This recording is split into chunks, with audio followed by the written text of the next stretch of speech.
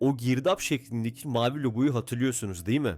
2000'lerin ortalarında veya 2010'ların başında bir oyunu açarken o logoyu gördüğünüzde hissettiğiniz şeyi hatırlayın. O logo Prince of Persia'nın zamanı büken kumları, Sam Fisher'ın karanlıktaki yeşil gözlükleri ve Ezio'nun Floransa çatılarındaki zarafeti demekti. Ubisoft bir zamanlar oyun dünyasının Apple'ıydı. Yarattıkları her şey endüstriyi bir adım ileri taşıyordu. Açık dünyayı onlar tanımlamış, hikaye anlatımında çıtayı onlar belirlemişti. Ama bugün o mavi girdap oyuncular için bir uyarı işaretine dönüştü.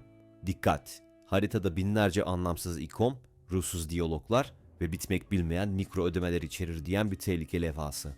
Bir zamanların dahi stüdyosu nasıl oldu da sektörün fast food zincirine dönüştü? Assassin's Creed gibi bir kültürel miras nasıl oldu da her yıl ısıtılıp önümüze konan bir ürüne evrildi? Ve sadece Assassin's Creed değil, Watch Dogs, Far Cry ve Tom Clancy serileri bu çöküşten nasıl nasibini aldı? Bugün bir başarısızlık hikayesini değil, bir ihanet hikayesini konuşacağız.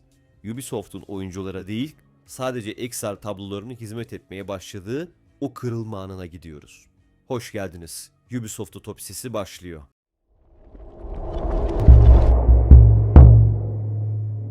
Ubisoft'un düşüşünü anlamak için ne kadar yüksekten düştüğünü hatırlamamız lazım. 2007 yılında ilk Assassin's Creed çıktığında dünya şok olmuştu. Daha önce böyle bir şey görmemiştik. Kalabalıkların içinde saklanmak, sosyal gizlilik kavramı, tarihi bir simülasyonun içinde olmak. Bu oyun Prince of Persia'nın mirasını alıp onu bir yetişkine dönüştürmüştü. Ardından Assassin's Creed 2 geldi ve dürüst olalım oyun tarihinin en iyi devam oyunlarından biriydi. Sadece intikam peşindeki bir genci değil, bir Rönesans tablosunu oynuyorduk. Jasper Kidd'in o efsane müzikleri eşliğinde Venedik kanallarında gezmek sadece bir oyun değil, adeta bir deneyimdi. O dönemde Ubisoft hala risk alan bir şirketti. Far Cry 2 ile Afrika'nın vahşi doğasında sıtma hastalığıyla uğraştığımız, silahların tutukluk yaptığı, aşırı gerçekçi ve zor bir deneyim sunuyorlardı. Splinter Cell'de gizlilik türünün kitabını yazıyorlardı. Şirketin başında Yves Guillemot vardı ve o zamanlar sadece bir CEO değil, vizyoner bir lider gibi görünüyordu. Ama bu başarı zehirli bir fikrin tohumlarını da beraberinde getirdi. Ubisoft yönetimi bir şeyi fark etti. İnsanlar açık dünyayı seviyor. İnsanlar haritayı açıp kulelere tırmanmayı seviyor. O zaman neden biz bu formülü her şeye uygulamıyoruz? Ve işte tam o an sanatçı öldü, fabrikatör doğdu. 2012 yılı Ubisoft için hem zirve hem de sonun başlangıcıydı. Far Cry 3 piyasaya çıktı. Vaas Montenegro karakteri, oynanış dinamikleri, o tropik adadaki kaos, her şey mükemmeldi. Ancak Ubisoft Far Cry 3'ün neden sevildiğini yanlış anladı.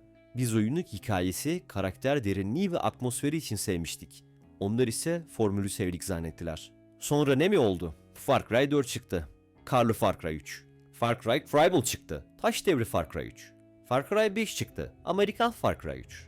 Far Cry 6 çıktı. Breaking Bad aktörlü Far Cry 3. Aynı animasyonlar, aynı kuleye tırma haritayı aç mantığı, aynı karakol basma görevleri.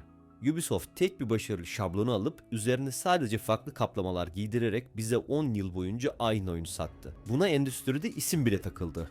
Ubisoft formülü. Bir noktadan sonra hangi oyunu oynadığınızı şaşırıyordunuz. Assassin's Creed oynarken karakol basıyor, Far Cry oynarken kule tırmanıyor, Ghost Recon oynarken harita temizliyordunuz. İsimler değişiyor ama ruh aynı kalıyordu. Ve bu fabrika ayarları zihniyeti sadece oyun tasarımını değil, oyuncunun cüzdanını da hedef almaya başladı.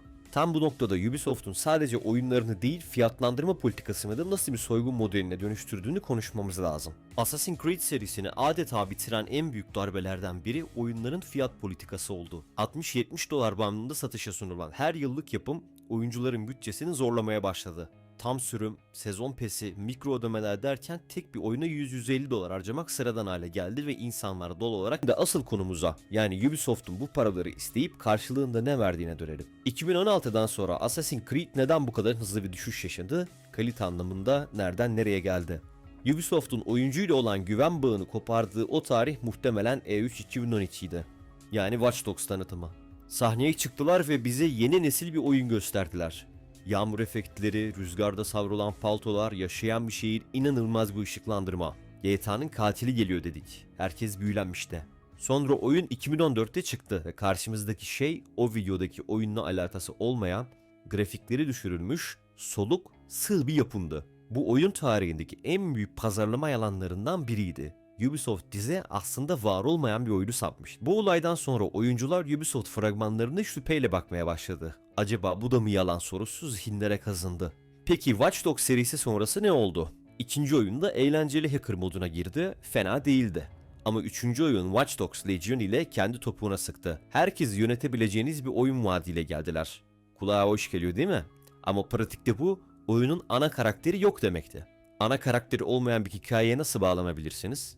Rastgele oluşturulmuş robotik seslendirmeli NPC'lerle nasıl bir duygu bağı kurabilirsiniz? Kuramazsınız. Legion, Ubisoft'un teknoloji şovu yapayım derken ruhu öldürdüğü en net örnekti. 2015'te Assassin's Creed Syndicate satışları beklentinin altında kalınca Ubisoft panikledi ve o sırada dünyayı kasıp kavuran bir oyun vardı. The Witcher 3. Ubisoft yönetimi toplantı odasında muhtemelen şöyle dedi: "Millet Witcher seviyor mu? O zaman Assassin's Creed'i öldürün, yerine Mısır'da geçen bir Witcher klonu yapın." Assassin's Creed Origins böyle doğdu. Kötü bir oyun muydu? Hayır, gayet güzeldi. Ama bir Assassin's Creed oyunu değildi. Çünkü düşmanın kafasında seviye 45 yazıyordu ve siz seviye 40'tınız. Ardından Odyssey ve Valhalla geldi. Haritalar o kadar büyüdü ki oyun oynamak bir işe dönüştü. 80 saatli haritada birbirinin aynısı sandıkları toplamakla anlamsız yan görevlerle geçiyordu. Ubisoft artık kalite satmıyordu. Bakın oyunumuzda 500 saatlik içerik var diye övünüyorlardı. Ama kimse o içeriğin dolu olup olmadığını sormuyordu. Ama bu başarı serinin ruhunun tabutuna çakılan son çivi oldu. Ve geldik günümüze. 2023 ve 2024, daha sonrasında 2025. Ubisoft'un yıllardır halı altına süpürdüğü pisliklerin gün yüzüne çıktığı yıllar oldu. Önce Skull and Bones fiyaskosu. 10 yıldır geliştirilen korsan oyunu. CEO Guillemot mod çıktı ve dalga geçer gibi bu oyun ekstra kaliteli bir oyun. Fiyatı o yüzden $70 dedi. Sonuç ne oldu? Oyun çıktı ve 2013 yapımı Assassin's Creed Black Flag'in gemi mekaniklerinin bile gerisinde olduğu görüldü. Yani bu oyun üst kalite bir oyun değil, mobil oyun kalitesinde bir fiyaskoydu. Oyuncular bu kibirle dalga geçti, hisseler çakıldı. Sonra Star Wars Outlaws geldi. İlk açık dünya Star Wars oyunu dediler. Yine aynı formül, yine aynı ruhsuzluk, yine teknik hatalar ve yine gizlenmeye çalışan sıkıcı bir oynanış. Satışlar beklentinin çok altında kaldı.